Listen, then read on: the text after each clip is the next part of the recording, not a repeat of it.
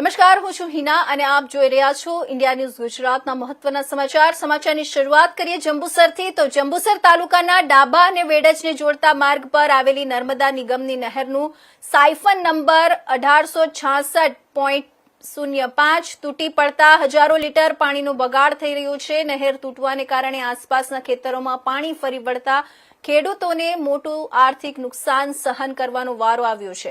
આંબાની કલમોનો નાશ ખેડૂત હનીફ પટેલની વાડીમાં રોપવામાં આવેલી આંબાની કલમો પૈકી અંદાજે 300 જેટલા છોડ પાણી ભરાવાને કારણે સુકાઈ ગયા છે।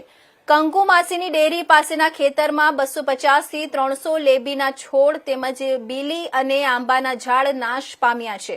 સ્થાનિકોના જણાવ્યા અનુસાર નહેરની બિસ્માર હાલત અંગે વારંવાર રજૂઆત કરવા છતાં તંત્ર દ્વારા કોઈ નક્કર કામગીરી કરવામાં આવી નથી।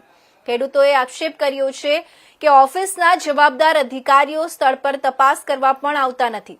હજારો લીટર પાણી વેડફાઈ રહ્યું છે અને ખેડૂતોની મહેનત પર પાણી ફરી વળ્યું છે, ત્યારે જવાબદાર તંત્ર તાત્કાલિક મરામત હાથ ધરે અને અસરગ્રસ્ત ખેડૂતોને યોગ્ય વળતર ચૂકવે તેવી ઉગ્ર માંગ ઉઠી છે।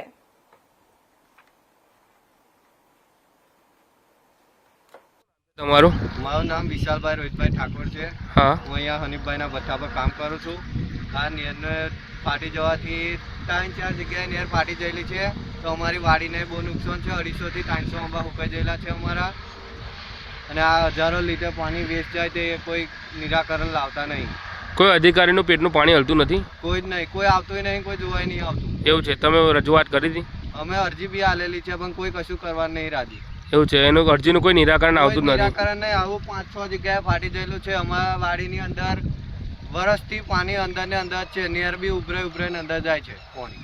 જે પેલી લીંબીની વાડી છે તે પણ તમારી છે? બધી અમારી જ છે, એ બેવ ખાડા ફૂલ જ છે આખી વરસથી જ। એવું છે? આ પાણીના કારણે સુકાઈ ગયા છે? પાણીના કારણે નહેર 5-6 જગ્યાએ ફાટલી છે।